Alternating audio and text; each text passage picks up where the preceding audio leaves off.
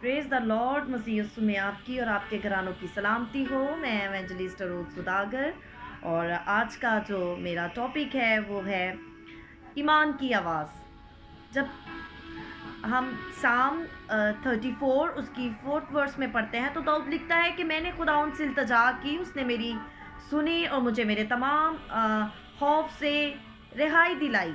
ऐसा भी पढ़ते हैं जब दूसरी ट्रांसलेट में है कि उसने मुझे मेरी तमाम दहशत से रिहाई बख्शी। दाऊद के पास ईमान का रूह था, लेकिन फिर भी उसे खौफ के दुश्मन पर गालिब आना था।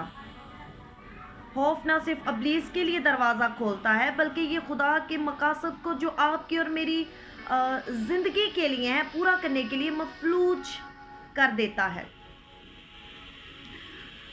आप अपने तमाम खौफ से रिहाई पा सकते हैं। किस तरह से? जब हम ईमान ले आते हैं, जब हमारा जब ईमान आता है तो खौफ जाता रहता है। और हमें याद रखने की ज़रूरत है कि खौफ जो है वो शैतान की तरफ से आता है और ईमान की मजबूती खुदावंद की तरफ से आती है। अपने इत्मीनान को मत खोएं, खुदा पर ईमान रखें, उसके कलाम पर ईमान रखें, खुदा का यकीन करें, कलाम का यकीन करें और ईमान की आवाज़ के साथ बोलें। आपका ईमान आवाज़ से मुतहरिक होता है। जब हम ईमान की आवाज़ से बोलते हैं तो उस वक्त ज़रूर कुछ होता है।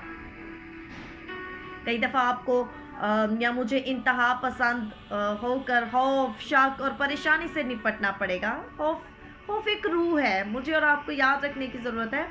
खौफ एक रूह है और ये हमारी सोचों के साथ खेलने की कोशिश करती है, आपके जहन के खिलाफ काम करेगी और लाजिम है कि मैं और आप इसे इस तरह से कहें और इससे निपटे कि ए नापाक खौफ की रूह, मैं तुझे यीशु के नाम से हुक्म देता हूँ, तुझे झिड़कती हूँ और मैं शक का इनकार करती हूँ। मैं खौफ नहीं खाता, मैं सिर्फ यकीन करता हूँ। मैंने अब ये फैसला किया है, अब निकल जा और यीशु के नाम से उसको रिब्यूक करें। और जब माफूकल फितरत का मुकाबला खतरे के साथ होता है तो किसी की शिकस्त लाजमी है। जब खुदा की कुदरत ज़हूर पजीर होती है ना, तो ये आपके सर से छूकर सारे बदन से होकर टांगों में आएगी। फिर आप कहेंगे कि ये कुदरत मेरे ऊपर है, मेरे अंदर है, मेरे साथ है और ये मुझे ज़िंदा रखे हुए है। मैं मरूंगा नहीं, बल्कि मैं ज़िंदा रहूँगा और खुदा के कामों का बयान करूँगा। ये मैं और आप उस वक्त ही कह सकते हैं जब हमारे अंदर फेथ होगा। हम जानते हैं कि ईमान के ज़हूर से पहले ज़रूरी है कि ये मेरे और आपके अंदर हो। इसीलिए ईमान की आवाज़ का होना ज़रूरी है। खुदा की बरकत पाने के लिए ईमान की जंग ज़रूरी है।